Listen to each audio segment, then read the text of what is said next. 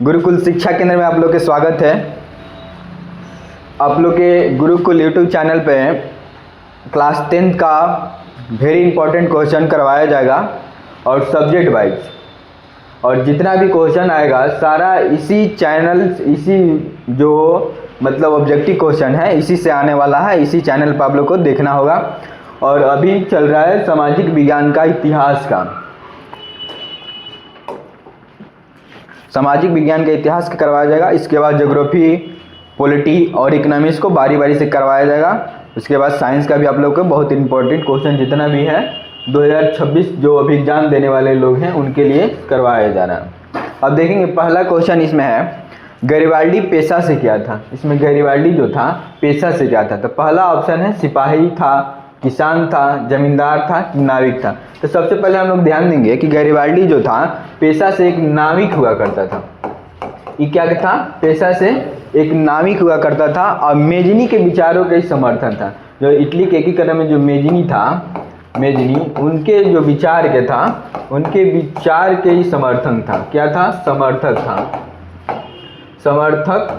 समर्थक हुआ करता था। इन्होंने क्या किया 1862 ईस्वी में, 1862 ईस्वी में ये इटली पर आक्रमण कर देते हैं। इटली पर आक्रमण करने के बाद इन्होंने जितना जीता हुआ क्षेत्र है सारे क्षेत्र को जीतने के बाद विक्टर एमेनुअल को सौंप देते हैं। सौंपने के बाद एक किसान के भांति फिर से जीवन जीने लगते हैं और इन्होंने इटली के एकीकरण में भी इसका योगदान हुआ करता था। तो आप लोग को समझ में आया गैरिबाल्डी पेशा से क्या था? नाविक था। और सशस्त्र क्रांति के द्वारा, कौन से क्रांति के द्वारा? सशस्त्र क्रांति के द्वारा इन्होंने इटली का एकीकरण करने का प्रयास किया था। ये भी क्वेश्चन आप लोग को याद रखना है। पहला तो इससे हो गया कि गैरिबाल्डी पेशा से एक नाविक था और किसका विचारों का समर्थक था? मेजनी के विचारों का समर्थक था। और 1862 इसमें किस पर आक्रमण किया था? रोम पर। रोम क्या है? तो रोम इटली के राजधानी है, इटली में पड़ता है रोम, उसी पर आक्रमण किया था 62 में। उसके बाद जीता हुआ सारा क्षेत्र किसको सौंप देता है? विक्टर एमेनुअल को, और फिर से किसान के जीवन जीने लगता है। और अगला क्वेश्चन अब देखेंगे दूसरा नंबर। दूसरा है फ्रांस में किस शासक वंश की स्थापना वियना कांग्रेस के द्वारा की गई थी? फ्रांस में किस शासक वंश की स्थापना वियना कांग्रेस के द्वारा की गई थी? थरबर्ग वंश, अलिया वंश और बुर्बो वंश और जारशाही वंश। तो सबसे पहले हम लोग देखेंगे फ्रांस में जो वियना कांग्रेस हुआ था, वियना कांग्रेस है क्या? तो सबसे पहले ध्यान देंगे वियना कांग्रेस जो सम्मेलन हुआ था ये 1815 ईस्वी में हुआ था, वियना में हुआ था। वियना में हुआ था। वियना जो है ऑस्ट्रिया की राजधानी है। किसका राजधानी है? ऑस्ट्रिया। वियना है ऑस्ट्रिया की राजधानी है। 1815 में वियना सम्मेलन हुआ था। इस सम्मेलन की जो मेजबानी किया था, मेजबानी किया था वो मेटरनिख किया था। कौन किया था?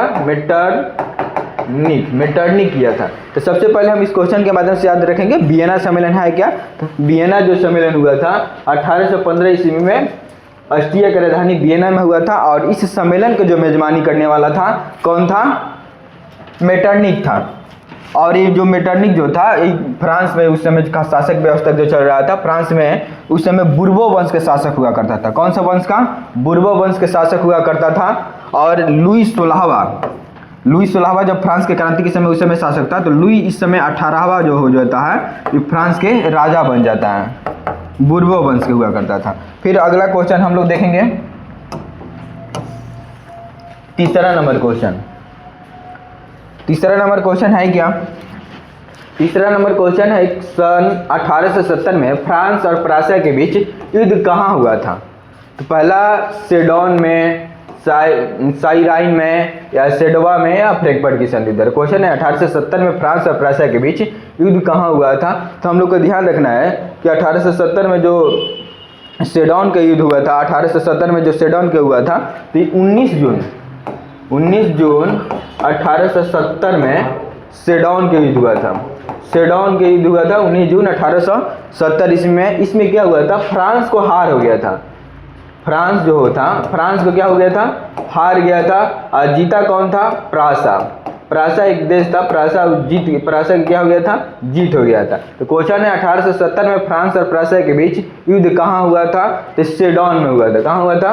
सेडोन। आंसर क्या होगा? सेडोन। फिर अगला क्वेश्चन देखेंगे, चौथा नंबर क्वेश्चन है किस संधि द्वारा जर्मनी का एकीकरण होगा। तो पहले आप लोग को हम बता चुके हैं कि सेडोन का जो युद्ध हुआ था, 1870 ईस्वी में हुआ था सेडोन का युद्ध। और इस युद्ध के बाद एक संधि होता है। जब फ्रांस हार जाता है, तो फ्रांस हारने के बाद इसमें एक युद्ध के बाद एक संधि होता है। उस संधि को कहते हैं फ्रैंकफर्ट संधि। फ्रैंकफर्ट संधि कहा जाता है। इस फ्रैंकफर्ट संधि कहा जाता है। ये संधि होता है और इस संधि के माध्यम से 1871 में एक संधि होता है फ्रैंकफर्ट संधि। इस संधि के माध्यम से जर्मनी के एकीकरण किया जाता है। किसका? जर्मनी का एकीकरण। तो आंसर क्या होगा? किस संधि द्वारा जर्मनी का एकीकरण पूरा हुआ था? तो फ्रैंकफर्ट के संधि द्वारा जर्मनी का एकीकरण हुआ था। अगला क्वेश्चन देखेंगे। हाँ देखिए आ गया क्वेश्चन, किस युद्ध के बाद जर्मनी का एकीकरण हुआ था। तो अभी आप लोग को बताया है किस युद्ध के बाद। तो सबसे पहले हम लोग ध्यान देंगे जो अभी बताया है सेडवा के युद्ध। सेडवा का जो युद्ध हुआ था कब हुआ था? 1870 में। इसी युद्ध के बाद जब फ्रांस के हार जाता है तो एक नया शक्तिशाली देश उदय होता है। उस देश का नाम था जर्मनी होता है, उस देश का नाम होता है। और उसी का एकीकरण हुआ था। सेडवा के युद्ध के बाद जर्मनी का क्या हो जाता है? एकीकरण हो जाता है। कौन सा युद्ध था? सेडवा के युद्ध। आंसर क्या होगा? सेडवा के युद्ध। फिर अगला क्वेश्चन लिखेंगे, हाँ टीपू सुल्तान। अगला क्वेश्चन है टीपू सुल्तान कहाँ के शासक था। तो टीपू सुल्तान मैसूर के था, शिमला के था, कश्मीर के था, कि इनमें से कोई नहीं। तो हम लोग ध्यान देंगे टीपू जो सुल्तान था ये मैसूर के शासक हुआ करता था। कहाँ के शासक था? मैसूर के शासक हुआ करता था। इन्होंने एक क्लब का स्थापना किया था। उस क्लब का नाम था जैकोबिन क्लब। इन्होंने एक स्वतंत्रता का प्रतीक वृक्ष का भी लगवाया था, और स्वतंत्रता का प्रतीक वृक्ष लगवाया था वो श्रीरंगपट्टनम में लगवाया था। 3 क्वेश्चन हम एक क्वेश्चन से ध्यान देंगे। पहले टीपू सुल्तान शासक कहाँ था? तो मैसूर के शासक था। इन्होंने एक स्वतंत्रता का प्रतीक वृक्ष लगवाया था। तो कहाँ लगाया था? तो श्रीरंगपट्टनम में लगवाया था। और इन्होंने एक क्लब का स्थापना किया था। उस क्लब के नाम क्या था? Jacobin club. 3 क्वेश्चन ध्यान देंगे। अगला आप देखेंगे इस पर। अगला 7 नंबर क्वेश्चन है यंग यूरोप के संस्थापक कौन है? मेजिनी, गैरिबाल्डी, विक्टर इमैनुअल या मुसोलिनी। यंग यूरोप के संस्थापक कौन है? तो यंग यूरोप के संस्थापक देखेंगे पहले मेजिनी है। कौन है? मेजिनी है। तो मेजिनी के बारे में हम जानेंगे। मेजिनी का जो जन्म हुआ था 1805 ईस्वी में हुआ था जनेवा में।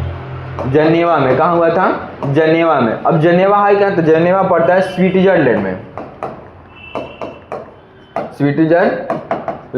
में पड़ता है जनेवा। वहीं पर इस मेजिनी का जन्म होता है 1805 ईस्वी में। और ये क्या करता है? मेजिनी जो होता है 1830 में एक आंदोलन चलाता है। उस आंदोलन को कहते हैं नागरिक आंदोलन।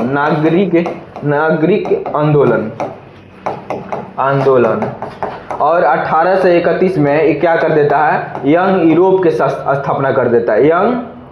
यंग इटली का स्थापना कर देता है। और 1834 में क्या कर देता है? यंग यूरोप की स्थापना करता है। अब ध्यान देंगे क्वेश्चन क्या था कि यंग यूरोप के संस्थापक कौन है। तो पहला हमारा यंग यूरोप के संस्थापक जो था मेजिनी था। और इससे क्वेश्चन जानेंगे कि मेजिनी का जन्म कब हुआ था। तो 1805 ईस्वी में मेजिनी का जन्म होता कहाँ जन्म है? तो जनेवा में होता है। जनेवा पड़ता कहाँ है? तो स्विट्जरलैंड में पड़ता है। और इन्होंने क्या किया था? तो 1830 में नागरिक आंदोलन चलाया था। 1830 में क्या किया था? नागरिक आंदोलन चलाया था। 1831 में यंग इटली का स्थापना करता है। और 1834 में यंग यूरोप का स्थापना करता है। तो यंग यूरोप का स्थापना कब हुआ था? 1834 में। भी आप लोग का क्वेश्चन क्लियर हो गया। मतलब कि एक क्वेश्चन से मेरा 4-5 क्वेश्चन बन जा रहा है यहाँ। अब अगला क्वेश्चन देखेंगे हम लोग 8 नंबर। देखिए यूरोप का मरीज किसे कहते हैं, यूरोप के मरीज किसे कहते हैं, तुर्की को कहते हैं, इटली को कहते हैं, इंग्लैंड को कहते हैं, फ्रांस को। तो यूरोप का जो मरीज कहा जाता था उस समय उस तुर्की को कहा जाता था, तुर्की को। यूरोप के मरीज किसको कहते थे, तुर्की को कहा जाता है। अगला क्वेश्चन आप देखेंगे,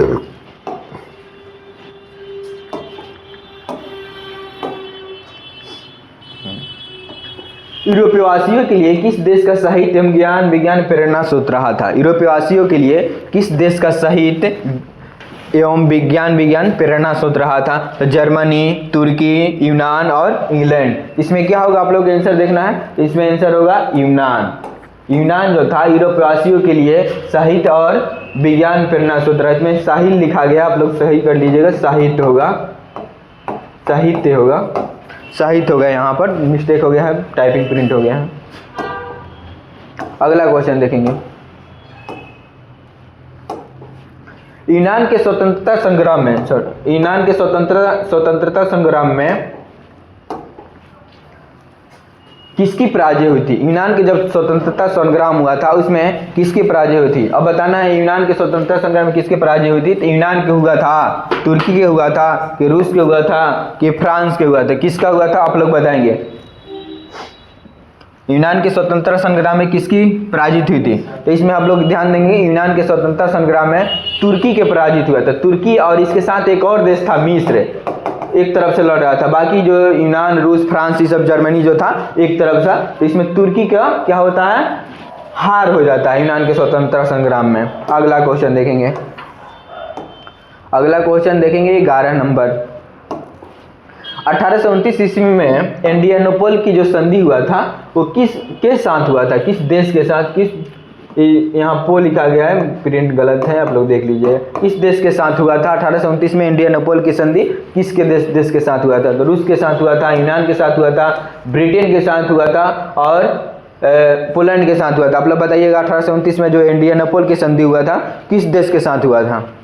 तो एड्रियानोपल की जो संधि हुआ था ये रूस के साथ हुआ था। आंसर क्या होगा इसमें, रूस होगा। आप लोग ध्यान दीजिएगा। अगला क्वेश्चन,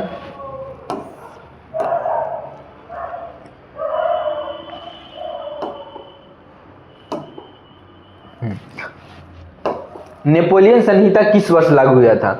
1789 में, 1791 में, 1801 में, 1804 में। नेपोलियन संहिता किस वर्ष लागू हुआ था। अब नेपोलियन जो था ये फ्रांस के क्रांति के समय था। फ्रांस के जब क्रांति होता है 1789 में, 1789 में फ्रांस की क्रांति होता है। उसके बाद ये जो वहाँ के राजा बनता है नेपोलियन, तो बनने के बाद एक अपना एक कानून व्यवस्था लाता है, एक कानून व्यवस्था लाता है। और जिस पुस्तक में वो कानून व्यवस्था लिखा जाता है उस पुस्तक को कहा जाता है नेपोलियन संहिता। नेपोलियन संहिता क्या है, एक कानून के तरह, हाँ, कानून व्यवस्था वाला एक पुस्तक होता है, उसी को क्या कहते हैं, नेपोलियन संहिता। लाया कौन था, तो नेपोलियन लाया था 1804 ईस्वी में। आएगा कि नेपोलियन संहिता किस वर्ष लागू हुआ था, तो 1804 में लागू हुआ था। नेपोलियन संहिता है क्या, तो नेपोलियन संहिता नेपोलियन के द्वारा लागू किया गया कानून व्यवस्था है, उस पुस्तक में लिखा गया था नेपोलियन संहिता में। अगला क्वेश्चन देखेंगे 13 नंबर। देखेंगे 1830 की क्रांति के बाद फ्रांस में किस प्रकार का शासन स्थापित हुआ था। अब ध्यान देंगे 1830 में जो फ्रांस की क्रांति हुआ, फ्रांस में जो हुआ था क्रांति के बाद, 1830 के क्रांति के बाद जो हुआ था फ्रांस में किस प्रकार के शासक व्यवस्था लागू हुआ था। तो आप लोग ध्यान देंगे इसमें से क्या हो जाएगा आंसर, संवैधानिक राजतंत्र लागू हुआ था। संवैधानिक राजतंत्र मतलब गणतांत्रिक राज, इसमें संवैधानिक राजतंत्र लागू हुआ था। क्वेश्चन आगे देखेंगे।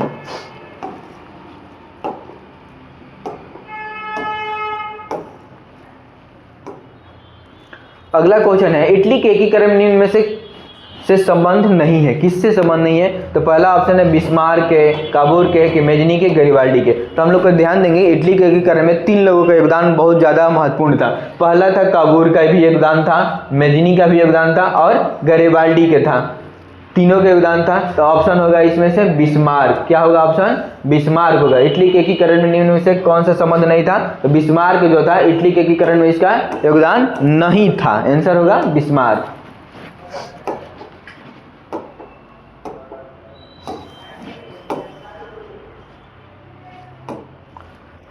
अगला क्वेश्चन है जर्मनी एवं इटली के एकीकरण के विरोध निम्न में से कौन था। जर्मनी और इटली का जो एकीकरण हुआ था उसमें से विरोध में कौन था। तो ऑप्शन है इंग्लैंड, ऑस्ट्रिया, रूस और फ्रांसा। तो जर्मनी के एकीकरण के जो विरोध में था वो ऑस्ट्रिया नहीं था विरोध में। ऑस्ट्रिया के चांसलर जो था मेटरनिक था। मेटरनिक के कहना था कि हम लोग को शासन करना है लेकिन जनता के भलाई नहीं करना था। ये कभी नहीं चाह रहा था कि इटली और जर्मनी के एकीकरण हो, इसीलिए ऑस्ट्रिया होगा। इसका आंसर क्या होगा?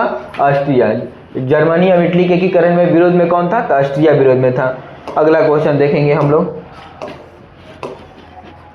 16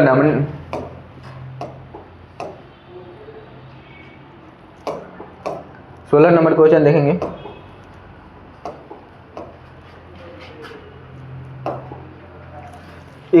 नेपोलियन ने जर्मनी में किस संघ की स्थापना की? ध्यान देंगे हम लोग। नेपोलियन ने जर्मनी में कौन सी संघ की स्थापना की थी?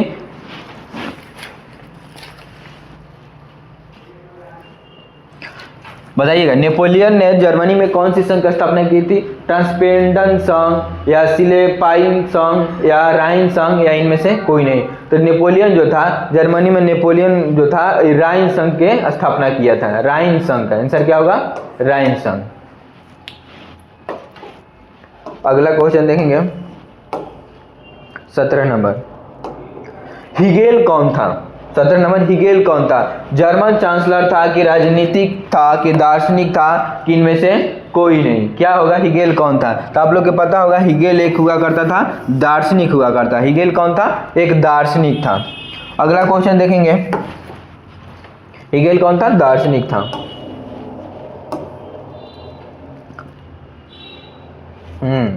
फ्रैंकफर्ट की संधि, अभी आप लोग को बताया है फ्रैंकफर्ट की संधि कब हुआ था।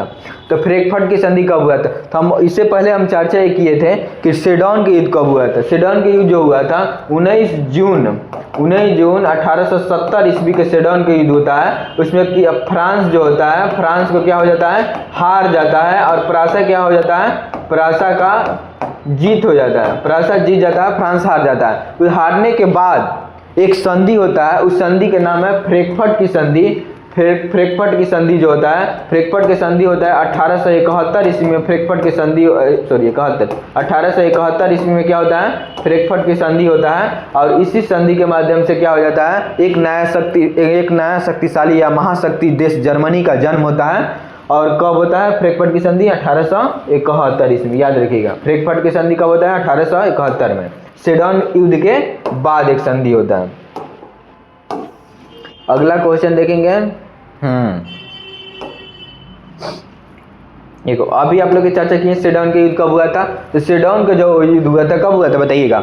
19 जून। कब? 19 जून 1870 में सेडन के युद्ध हुआ था। किसके बीच हुआ था? फ्रांस और किसके बीच?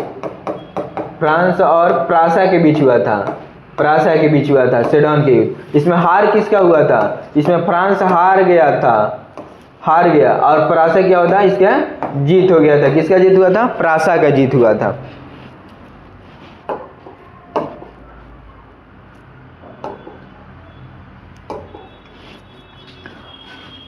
अगला देखेंगे।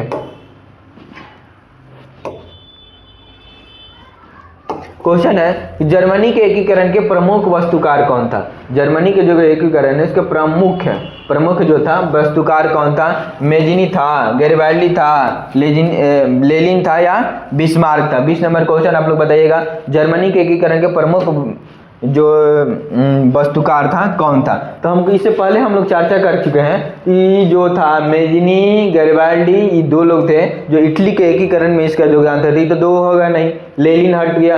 अगला एक बचा ऑप्शन में बिस्मार्क जो था इसका जर्मनी के एकीकरण में बहुत बड़ा योगदान था। यह हिगेल के विचार के प्रभावित है। हिगेल एक दार्शनिक हुआ करता था। अभी चर्चा हुआ क्वेश्चन पहले कि हिगेल एक दार्शनिक था, इसी के विचार से प्रभावित था कौन? हिगेल, जो जर्मनी के एकीकरण में प्रमुख वस्तुकार हुआ करता था। अगला क्वेश्चन अब देखेंगे। देखिए, एक और क्वेश्चन आया जो हम पीछे चर्चा कर चुके थे। 1871 में कौन सी संधि द्वारा, 1871 जो होता है इसमें कौन सी संधि द्वारा होता है जो कौन सा संधि होता है 1871 में, बताइएगा।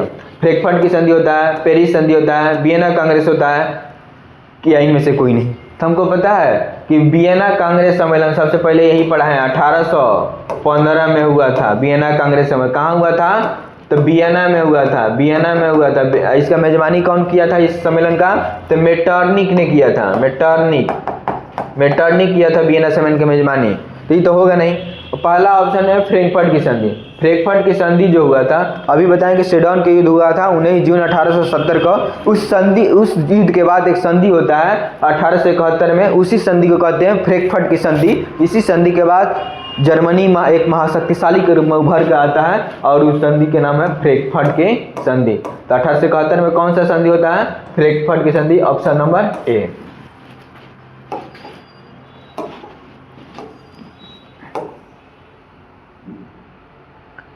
अगला क्वेश्चन, जर्मनी के एकीकरण के लिए कौन उत्तरदायी था?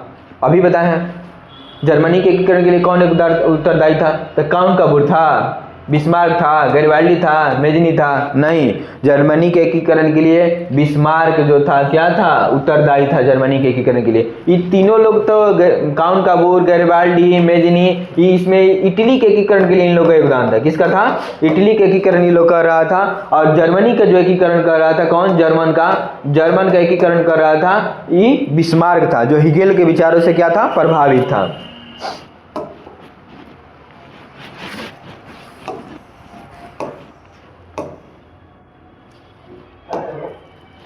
हाँ, अब देखिए वियना सम्मेलन कब हुआ था, इस पर चर्चा करते हैं। पहले भी हम चर्चा कर चुके हैं वियना सम्मेलन कब हुआ था। तो वियना सम्मेलन 1815 में, 1818 में, 1820 में या 1848 में? तो हम ध्यान देंगे वियना सम्मेलन पहले जानेंगे कि है क्या। वियना सम्मेलन है क्या? वियना सम्मेलन, तो वियना सम्मेलन ऑस्ट्रिया की राजधानी है। वियना ऑस्ट्रिया कहाँ की राजधानी है? ऑस्ट्रिया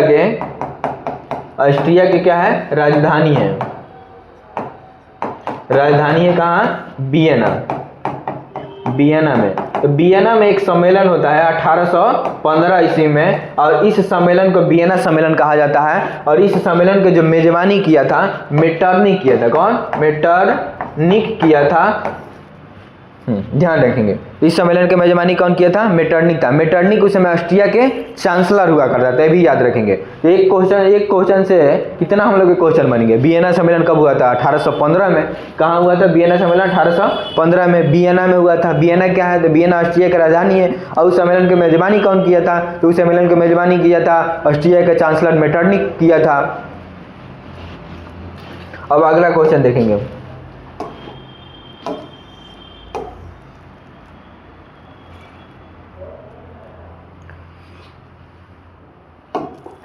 इटली के एकीकरण का मसीहा किसे कहा जाता है? ध्यान देंगे, सारा आप लोग का जितना भी 10th के एग्जाम का व्यक्ति क्वेश्चन है ना, इससे फालतू नहीं आने वाला है।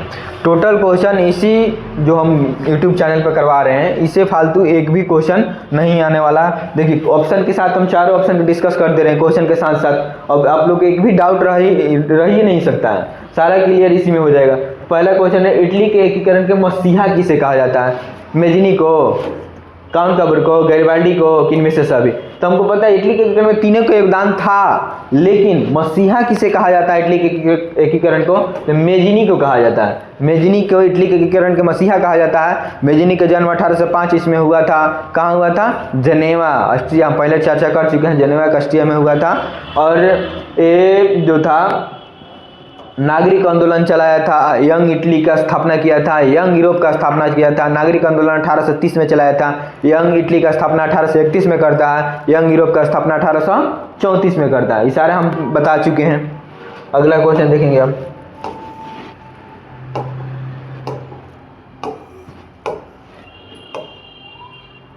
हाँ, काउंट काबूर को विक्टर एमेनुअल, काउंट काबूर को नियुक्त किया गया था। विक्टर एमेनुअल किस पद पर नियुक्त किया था? तो ध्यान देखेंगे, सेनापति पर, प्रधानमंत्री पर, कि गैरिबाल्डी फ्रांस के राजदूत या गृह मंत्री, कौन सा पद पर नियुक्त किया था? काउंट काबूर को नियुक्त किया गया था विक्टर एमेनुअल ने किस पद पर? तो कौन सा पद पर नियुक्त किया था तो काउंट काबूर को? तो प्रधानमंत्री किया था। कौन सा? प्रधानमंत्री पद पर। ऑप्शन नंबर यहाँ सी लिखा गया है, बी होगा ऑप्शन नंबर, प्रधानमंत्री होगा। आप लोग ऑप्शन पर ध्यान दीजिएगा, प्रधानमंत्री होगा।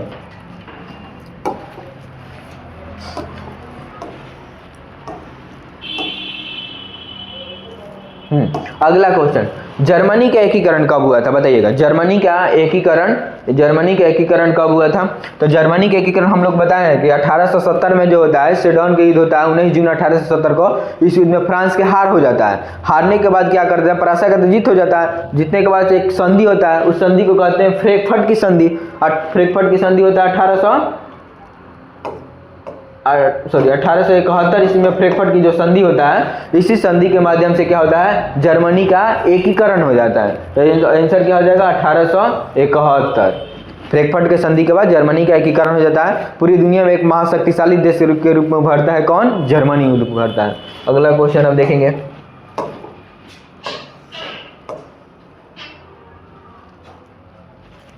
हाँ जलवेरीन क्या है, ध्यान देंगे। जलवेरीन क्या है? तो जलवेरीन क्या है, क्रांतिकारियों की किसकी संस्था, क्रांतिकारियों की है कि व्यापारियों की है कि विद्वानों की है कि पादरियों की है? तो जलवेराइन जो था, जलवेराइन जो हुआ करता था एक व्यापारियों का संगठन हुआ करता था। व्यापारियों का संगठन हुआ था 1834 ईस्वी में।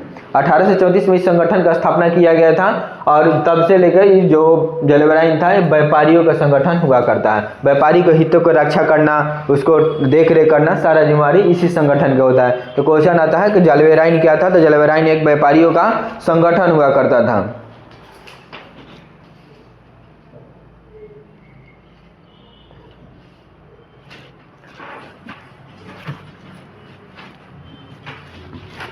जलवेराइन 1834 ईस्वी में इसको गठन किया गया था व्यापारियों के द्वारा। किसके द्वारा किया गया था? प्रासा के द्वारा किया गया था। ये भी ध्यान रखेंगे। जलवेराइन एक संस्था है व्यापारियों को जो 1834 में गठन किया गया था, प्रासा के द्वारा किया गया था। अगला क्वेश्चन देखेंगे,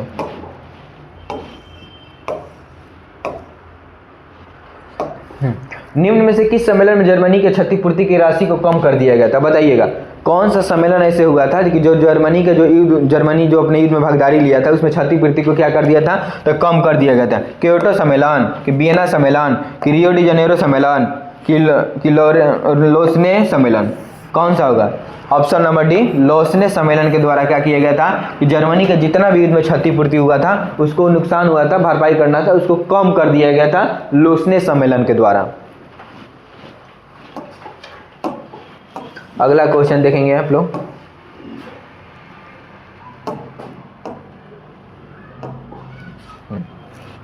निम्न में से किसके योगदान से इटली का एकीकरण हुआ था? बताइएगा निम्न में से किसके योगदान से क्या होता है, इटली का एकीकरण हुआ था? तो इटली के एकीकरण बताएंगे। इटली के एकीकरण हम बताए थे कि 3 गो मसीहा थे। कौन कौन थे? मेजिनी थे, विक्टर इमैनुअल थे और काउंट कबूर थे। तो इनमें से क्या हो जाएगा? सभी। तीनों तो ऑप्शन में है, ये है, इनमें से सभी। मेजिनी भी था, विक्टर इमैनुअल था, काउंट कबूर था। इन तीनों लोगों का इटली के एकीकरण में बहुत बड़ा योगदान हुआ करता था।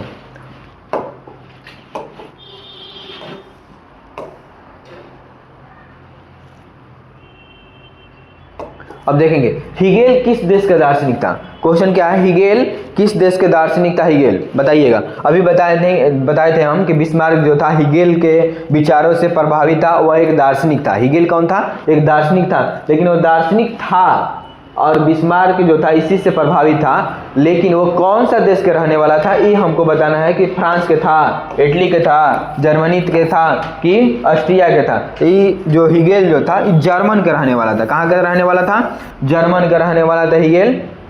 अब अगला क्वेश्चन देखेंगे,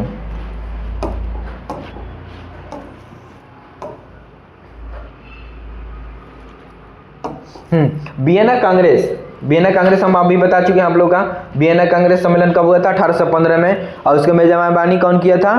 तो मेटरनिख किया था, जो ऑस्ट्रिया का चांसलर हुआ करता था। वियना में ही हुआ था, जो ऑस्ट्रिया के राजधानी था वियना में। आगे देखेंगे वियना कांग्रेस का जो था उसका मुख्य उद्देश्य क्या हुआ करता था? वियना कांग्रेस का मुख्य उद्देश्य क्या था, याद रखेंगे। तो वियना कांग्रेस हम लोग का क्या, वियना कांग्रेस के माध्यम से क्या होता है, उसका जो हेड था, नेतृत्व करने वाला था मेटरनिख, वो चाह रहा था कि फिर से पुरानी राज व्यवस्था स्थापित हो। लोकतांत्रिक या गणतंत्र या संवैधानिक राजतंत्र नहीं चाह रहा था। वो चाह रहा था कि फिर से पुरानी जो सब चल रहा था, जो राजशाही चल रहा था, शासन व्यवस्था, उसी को लागू करवाना चाह रहा था। देखिए गणतांत्रिक चाह रहा था नहीं, लोकतंत्र चाह रहा था नहीं, चाह रहा था तो क्या चाह रहा था? राजतंत्र को पुनर्स्थापित करने का प्रयास कर रहा था। कौन? तो वियना कांग्रेस के माध्यम से किया जा रहा था। उसी का वियना कांग्रेस सम्मेलन इसीलिए बुलाया गया था। मेटरनिक उसका मेन नेतृत्व करता था। मेटरनिक कभी नहीं चाहता था कि लोकतांत्रिक शासन स्थापित हो, क्योंकि वो उसका कहना ही था, मेटरनिक के कहना था कि शासन करो लेकिन जनता के कभी भलाई न करो।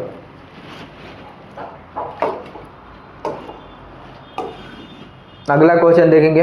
हाँ, फ्रांस की क्रांति याद रखिए। फ्रांस की क्रांति कब हुआ था? 1789 में, 1804 में, कि 1871 में, कि 1870 में? नहीं हुआ था। हम अभी इसको बताए हैं कि 1804 में क्या हुआ था? नेपोलियन संहिता लागू किया गया था। किसके माध्यम से? नेपोलियन के द्वारा। 1804 में क्या हुआ था? नेपोलियन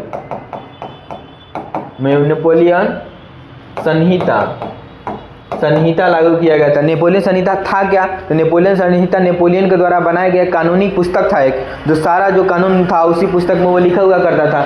1871 में देखेंगे फ्रैंकफर्ट की संधि होता है। 1871 में क्या होता है?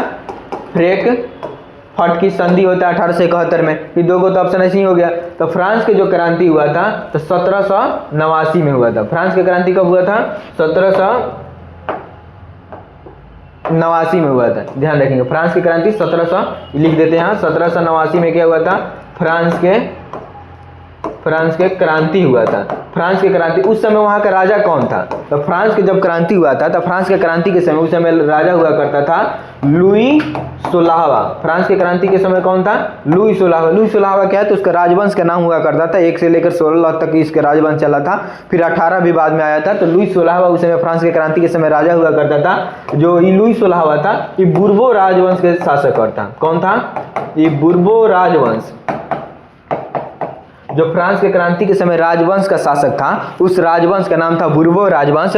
और उस समय जो क्रांति के समय जो फ्रांस का राजा हुआ करता था लुई 16वां हुआ करता था। और फ्रांस की क्रांति कब हुआ था? 1789 ईस्वी में हुआ था। तो हम एक क्वेश्चन से कितना हम लोग ध्यान रखें, फ्रांसीसी क्रांति कब हुआ था? 1789 में। लेकिन हम यहाँ डिस्कस क्या करवा रहे हैं? तो फ्रांस की क्रांति जब हुआ था 1789 में हुआ था। लेकिन उस समय राजा कौन था फ्रांस के? तो लुई 16वां था। और लुई 16वां था कौन सा राजवंश के था? तो लुई 16वां था बुर्बो राजवंश के था। तो एक क्वेश्चन से हमारा 3-4 क्वेश्चन बन गए यहाँ पर। अगला क्वेश्चन देखेंगे।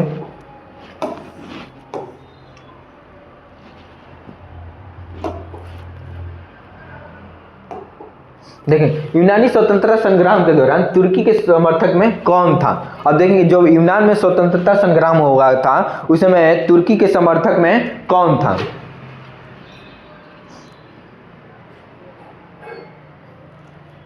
बताइएगा। यूनानी स्वतंत्रता संग्राम जो हुआ था उनमें से तुर्की के समर्थक में कौन हुआ करता था?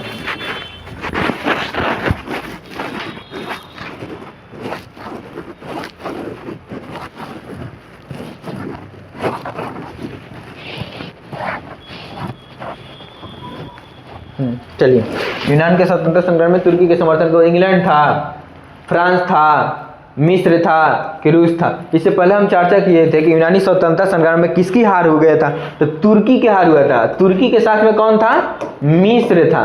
कौन था? मिस्र था और तुर्की एक तरफ से हुआ करता था, मिस्र और तुर्की। तो यूनानी स्वतंत्रता संग्राम में तुर्की के समर्थन में कौन हुआ करता था? तो मिस्र हुआ करता था। कौन था? मिस्र था। ऑप्शन नंबर सी।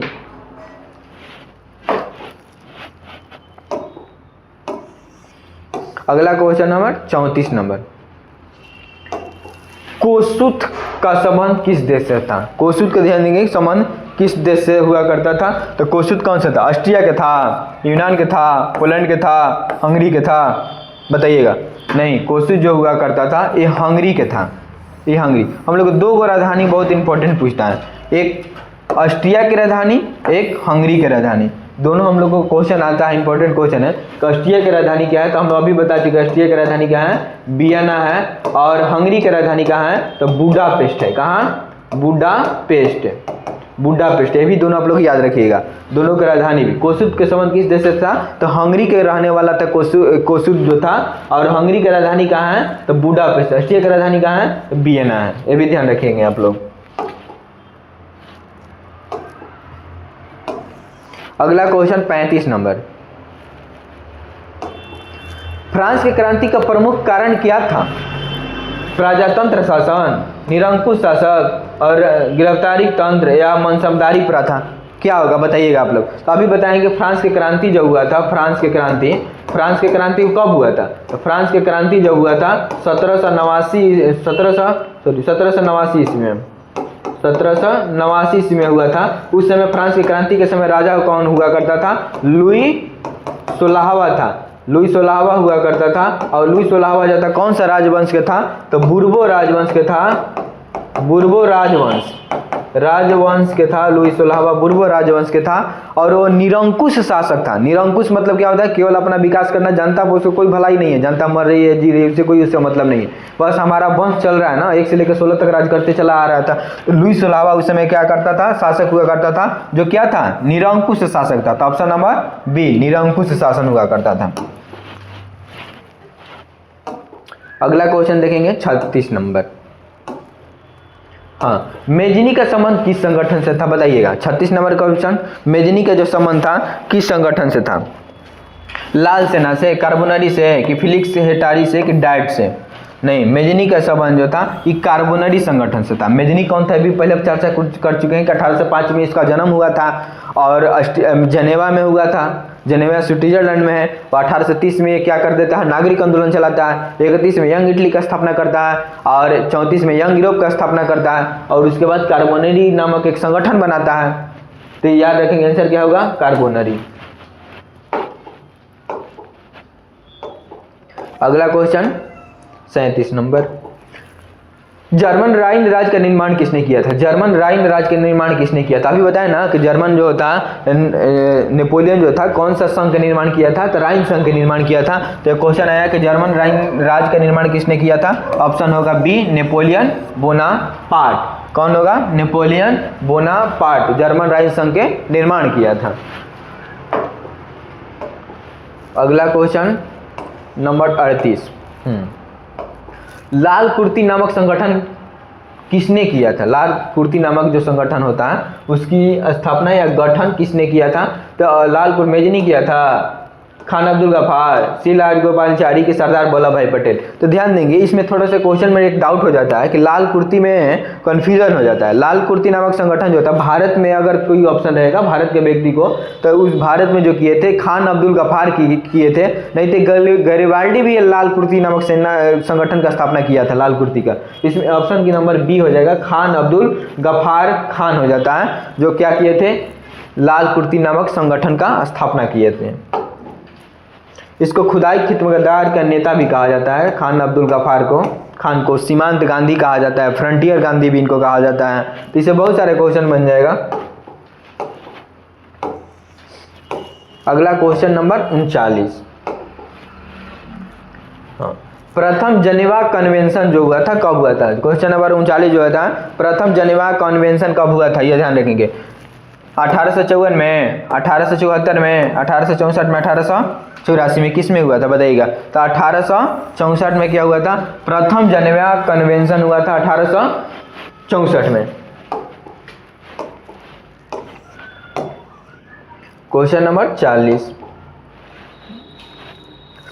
इटली के एकीकरण पूर्ण कब हुआ था बताइएगा। 1861 में, 1720 में, 1871 में, 1870 में। इटली के एकीकरण जो होता है कब पूर्ण होता है? इटली के एकीकरण के जब होता है फ्रैंकफर्ट के संधि के बाद इटली का एकीकरण हो जाता है और 1871 में इटली का एकीकरण पूरा हो जाता है। इटली एकीकरण पूरा हो जाता है। अगला क्वेश्चन आप लोग देखेंगे, क्वेश्चन नंबर 41 आया क्वेश्चन 1, लुई फिलिप किस देश के शासक हुआ करता था? क्वेश्चन नंबर 41, लुई फिलिप जो था किस देश के शासक हुआ करता था? तो लुई फिलिप जो था फ्रांस के शासक हुआ करता था। कहाँ के? फ्रांस के। लुई फिलिप जो था फ्रांस के शासक हुआ करता था। क्वेश्चन नंबर 42,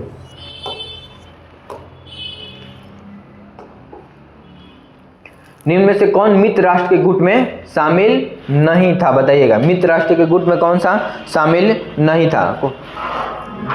देखेंगे, ब्रिटेन, जर्मनी, फ्रांस, रूस। मित्र राष्ट्र के कौन गुट में शामिल नहीं था? तो उस समय जब क्रांति हो रहा था, फ्रांस के क्रांति वगैरह सब जब हो रहा था, उस समय ब्रिटेन, फ्रांस, रूस एक में था, मित्र राष्ट्र में आता था। कि इसमें आ जाता था मित्र राष्ट्र में ये लोग आ जाता था। जर्मनी जो था अलग था, इस प्रासा के अंतर्गत आता था। जर्मनी किसके अंतर्गत आता था? प्रासा के अंतर्गत। तो क्वेश्चन था कि कौन मित्र राष्ट्र के गुट में शामिल नहीं था? तो कौन शामिल नहीं था? जर्मनी जो था मित्र राष्ट्र के गुट में शामिल नहीं हुआ करता था। अगला क्वेश्चन लिखेंगे, क्वेश्चन नंबर 43। हाँ, बोहेमिया जो था उसमें से कौन सा देश का अधीन था? बोहेमिया जो था कौन सा देश का अधीन हुआ करता था? ऑस्ट्रिया के, यूनान के, कि तुर्की के, पोलैंड के? कौन सा देश का अधीन हुआ करता था? बोहेमिया बताएंगे। तो ये जो था ये ऑस्ट्रिया का अधीन हुआ करता था। बोहेमिया जो था ऑस्ट्रिया का अधीन हुआ करता था। अगला क्वेश्चन देखेंगे, क्वेश्चन नंबर 44। 1871 में विलियम प्रथम जो था कहाँ का सम्राट बना था? बताएंगे। 1871 में जो विलियम प्रथम था वो कहाँ के सम्राट बना था? 1871 में विलियम प्रथम जो था कहाँ का सम्राट बना था? इटली के, इंग्लैंड के, जर्मनी के, पोलैंड के? कहाँ? ऑप्शन नंबर सी होगा, जर्मनी का। ये जो जर्मनी का जो शासक हुआ था 1871 में विलियम प्रथम जर्मनी का शासक बना था, यानी कि सम्राट बना था। Question number 45। हाँ, लुई 16वां को फांसी कब दे दिया गया था? जब फ्रांस के क्रांति जब होता है, फ्रांस के क्रांति के बाद नए शासकीय व्यवस्था लागू किया जाता है। 1789 में जो फ्रांस की क्रांति हुआ था, तो फ्रांसीसी क्रांति के बाद क्या कर देता है, उसके कुछ साल बाद 1793 ईस्वी में लुई 16वां को फांसी दे दिया गया था। कौन सा? लुई 16वां को क्या कर दिया जाता है? फांसी दे दिया जाता है। फांसी दे दिया जाता है 1793 ईस्वी में। अगला क्वेश्चन 46 नंबर। पोट्सडम की घोषणा के बाद किसने आत्मसमर्पण कर दिया था? अब एक घोषणा हुआ था पोट्सडम के, उसमें घोषणा के बाद कौन सा जो देश था जो आत्मसमर्पण कर दिया था? ऑप्शन नंबर ए होता है फ्रांस, ऑप्शन नंबर बी हो जाता है जापान, ऑप्शन नंबर सी हो जाता है वियतनाम, ऑप्शन नंबर डी हो जाता है भारत। तो कौन सा इसमें घोषणा पोट्सडम की घोषणा के बाद अपने आत्मसमर्पण कर देता है? तो ऑप्शन नंबर बी हो जाएगा जापान। क्या हो जाएगा? Option number B Japan. Japan अपने आप को खुद को आत्मसमर्पण कर देता है।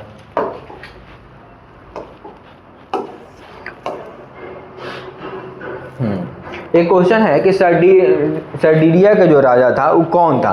सर्डिनिया का राजा कौन हुआ करता था? ये याद रखेंगे। तो विक्टर इमैनुअल था, नेपोलियन था, चार्ल्स 10 था, कि इनमें से कोई नहीं था? तो सर्डिनिया के उस समय राजा हुआ करता था विक्टर इमैनुअल। इसी का नाम काउंट कामूर ने विक्टर इमैनुअल को प्रधानमंत्री पद पर नियुक्त किया था। पीछे क्वेश्चन में आप लोग करवाए थे।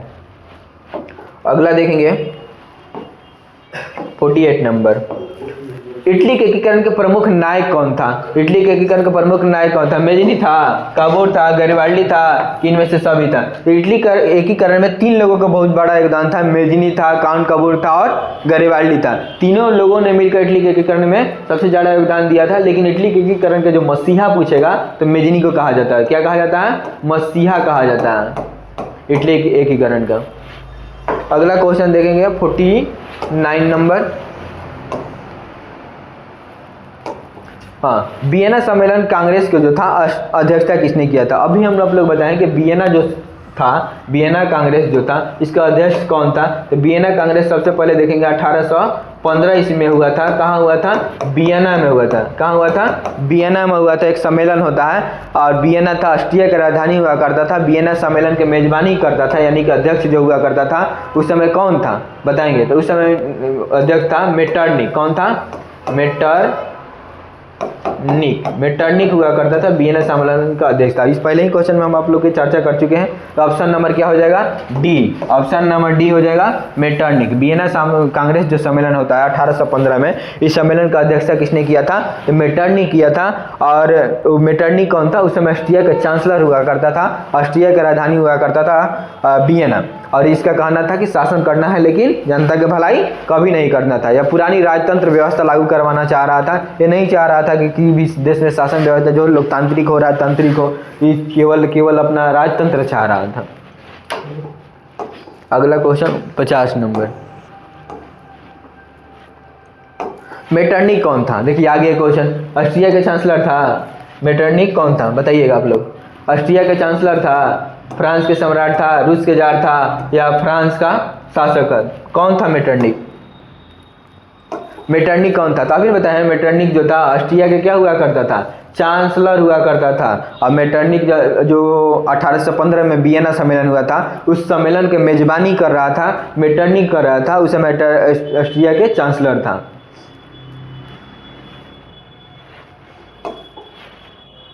अगला क्वेश्चन देखेंगे 51।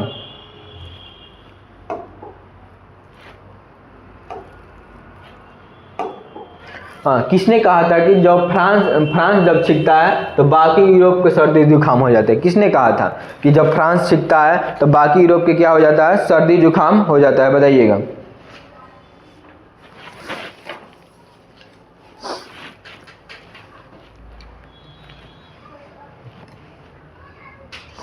किसने कहा था कि जब फ्रांस छिपता है तो बाकी को क्या हो जाता है? सर्दी जुकाम हो जाता है? तो मेटरनिक कहा था। कौन कहा था? मेटरनिक कहा था। Option number C, Metternich.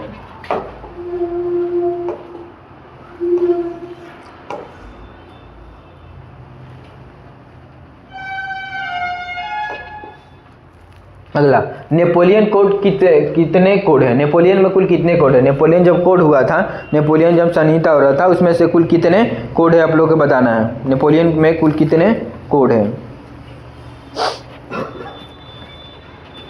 तो नेपोलियन में कुल टोटल तीन है, 5 है, 4 है, 7 है। कौन होगा ऑप्शन में?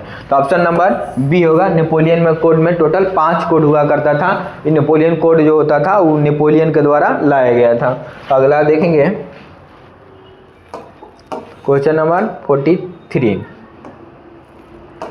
राष्ट्रवाद की अवधारणा का जन्म किस घटना को माना जाता है? यानी कि राष्ट्रवाद की अवधारणा का जन्म किस घटना को माना जाता है, बताएंगे आप लोग। पुनर्जागरण से, कि धर्म सुधार आंदोलन से, कि गौरवपूर्ण से, कि फ्रांस की क्रांति से? तो राष्ट्रवाद के जो अवधारणा का जो जन्म हुआ था पुनर्जागरण काल से हुआ था। कब हुआ था? पुनर्जागरण। पुनर्जागरण का अर्थ होता है पुनः, मतलब सो के उठना, उसी को क्या कहा जाता है? पुनः जागरण कहा जाता है। उसी के बाद राष्ट्रवाद की भावना क्या हो जाता था? पूरी तरह से जन्म ले चुका था। 54 नंबर देखेंगे क्वेश्चन। आप लोग पहले चर्चा कर चुके हैं कि यंग इटली के संस्थापक कौन है? यंग इटली के संस्थापक काबूर है, गैरिबाल्डी है, मेजनी है, कि मुसोलिनी है? कौन है? यंग इटली के जो संस्थापक है ये मेजनी है। कौन है? यंग इटली के संस्थापक मेजनी है। मेजनी हुआ करता था। मेजनी का जन्म कब हुआ था? 1805 ईस्वी में मेजनी का जन्म होता है। कहाँ? जनेवा में होता है जन्म। और जनेवा कहाँ है? तो स्विट्जरलैंड में जनेवा है। स्विट्जरलैंड में जनेवा पड़ता है। और इन्होंने 1830 ईस्वी में मेजनी क्या किया था? नागरिक आंदोलन चलाया था। नागरिक आंदोलन क्या किया था? चलाया था 1830 में नागरिक आंदोलन। 1831 में क्या कर देता है? यंग इटली का स्थापना कर देता है। यंग इटली का स्थापना करता है कब? 1831 में। 1834 में क्या कर देता है? यंग यूरोप की स्थापना कर देता है। यंग यूरोप की स्थापना कर देता है। तो आप लोग के सारा इस सब याद रखना है। एक क्वेश्चन से हम 4-5 क्वेश्चन यहाँ कर दिए कि यंग इटली का स्थापना किसने किया था? तो मेजनी किया था। मेजनी का जन्म कब हुआ था? 1805 में हुआ था। कहाँ का जन्म हुआ था? जनेवा में हुआ था। जनेवा किस देश में पड़ता था? स्विट्जरलैंड में पड़ता है। और उसके बाद 1830 में यंग नागरिक आंदोलन चलाया था, मेजनी चलाया था। फिर 1831 में क्या कर देता है? यंग इटली का स्थापना कर देता है। फिर 1834 में क्या करता है? यंग यूरोप का स्थापना करता है। फिर एक कार्बोनरी नामक संगठन से स्थापना कर देता है। ये सारा चीज आप लोग को याद कर लेना है। देखिए एक और क्वेश्चन आएगा जो पीछे क्वेश्चन में भी आया था कि लाल कुर्ती नामक संगठन का स्थापना किया था, किसने किया था? तो इसमें हम लगाए थे खान अब्दुल गफ्फार खान। तो इसमें भी ध्यान देंगे काबूर है, मेजनी है, बिस्मार्क है, गैरिबाल्डी है। तो लाल कुर्ती नामक जो संगठन था गैरिबाल्डी द्वारा स्थापना किया गया था। अगर भारत में पूछेगा तो भारत में खान अब्दुल गफ्फार खान हो जाएगा, जो खुदाई खिदमतगार के नेता भी कहा जाता है उनको। सीमांत गांधी भी कहा जाता है और फ्रंटियर गांधी भी कहा जाता है। लेकिन लाल कुर्ती नामक जो संगठन था गैरिबाल्डी के द्वारा भी चलाया गया था।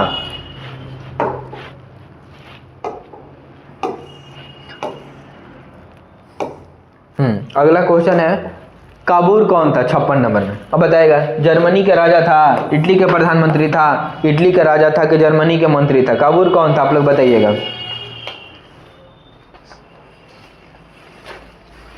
काबूर कौन था? काबूर जो था इटली के प्रधानमंत्री हुआ करता, सॉरी काबूर जो था इटली के प्रधानमंत्री हुआ करता था। ठीक है, अगला क्वेश्चन देखेंगे।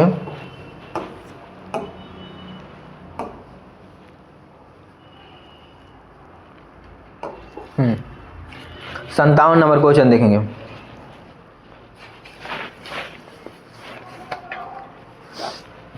देखिए अभी आप लोग को बताएं, थोड़ा सा टाइपिंग मिस्टेक हो गया था।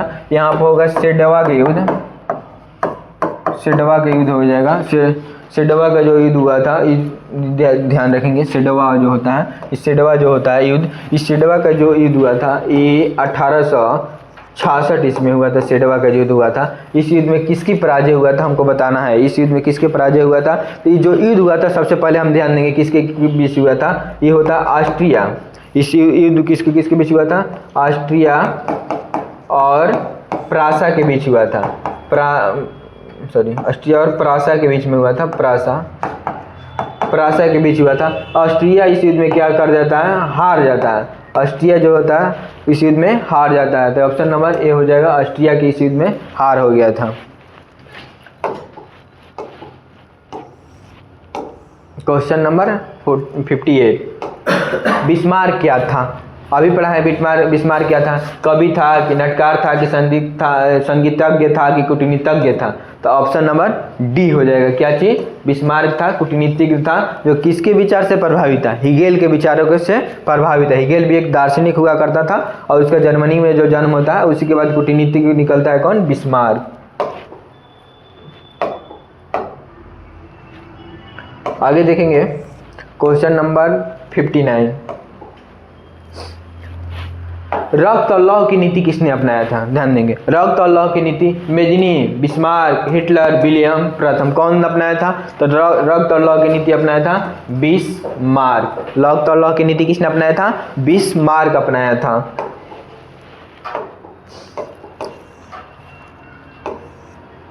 अगला क्वेश्चन 60 नंबर,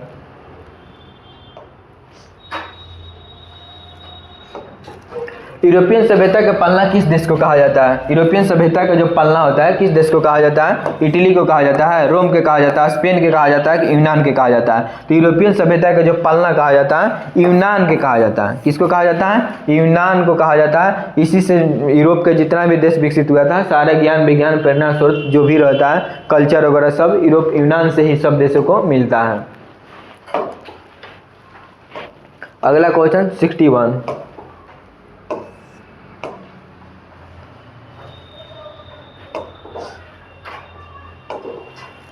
निम्नलिखित में से कौन सा जर्मन के चांसलर था? बताइएगा।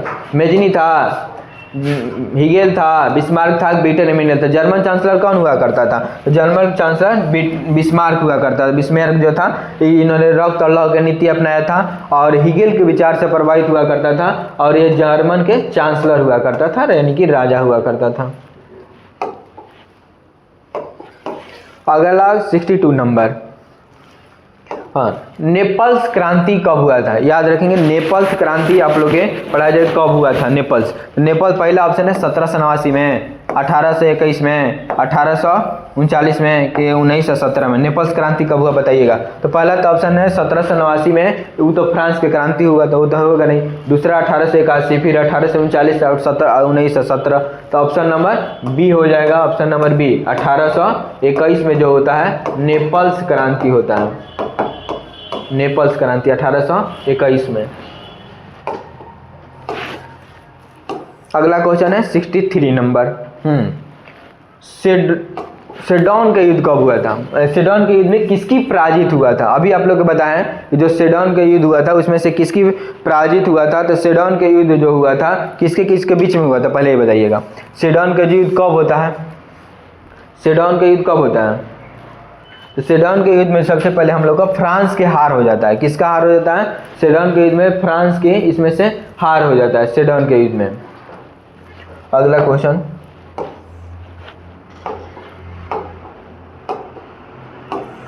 64 नंबर क्वेश्चन देखेंगे आप लोग। निम्नलिखित में से किसने अपने देश में अनिवार्य सैन्य सेवा लागू कर दिया था? Mazzini, Bismarck, Metternich, Lenin. किसने अपने देश में अनिवार्य सैन्य सेवा को लागू कर दिया था? तो सैन्य सेवा का लागू करने वाला जो व्यक्ति था उसका नाम था बिस्मार्क। बिस्मार्क क्या कर देता है? अपने सैन्य सेवा को लागू कर देता है। अगला क्वेश्चन देखेंगे 65 नंबर। फ्रांस में किस शासक वंश की पुनर्स्थापना वियना कांग्रेस के द्वारा हुआ था? तो फ्रांस में जो शासक वंश था ये किस राजवंश की पुनर्स्थापना वियना कांग्रेस के द्वारा था? ऑप्शन था हब्सबर्ग, रोमानोव, कैस्लाव की बुर्बो वंश। हम लोग देखेंगे जब फ्रांस की क्रांति होता है 1789 ईस्वी में, उस क्रांति के बाद जो वहाँ राजा था उस राजा के नाम था लुई 16वां, उसका अंत हो जाता है लुई 16वां का, और बुर्बो वंश के राजपाट जो क्या हो जाता है खत्म हो जाता है। लेकिन बाद में जब क्या होता है लुई 18वां आता है, लुई 18 उसी राजवंश के था। कौन सा राजवंश के था? बुर्बो राजवंश के। ये भी हुआ करता था लुई 18वां ये आता है। आने के बाद क्या कर देता है फ्रांस में पुनः उसी वंश का स्थापित हो जाता है। उस वंश के नाम है बुर्बो वंश। ऑप्शन नंबर डी बुर्बो राजवंश। 66 नंबर क्वेश्चन देखेंगे हम। 1853-54 के क्रीमिया युद्ध में काबुल ने किस देश की ओर से युद्ध में सम्मिलित होने से की घोषणा की थी? बताएंगे 1853-54 में जो क्रीमिया के युद्ध हुआ था उस युद्ध में क्या किस देश की ओर से मतलब कौन काबुल था लड़ने के युद्ध में सम्मिलित होने के मतलब शामिल होने की घोषणा की थी? तो बताएंगे कौन सा वंश होगा? तो पहला ऑप्शन है फ्रांस, जर्मनी, ऑस्ट्रिया और पोलैंड। कौन सा हो जाएगा? तो ये जो काउंट काबुल था फ्रांस की तरफ से लड़ने की घोषणा की थी। तो ऑप्शन नंबर ए फ्रांस।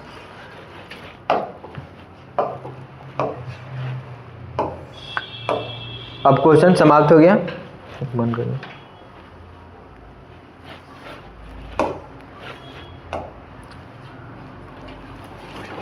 पढ़ा रहे थे ये इतिहास पढ़ाई हो रहा था। कौन सा? इतिहास चैप्टर 1 था। इस चैप्टर के नाम था यूरोप में राष्ट्रवाद।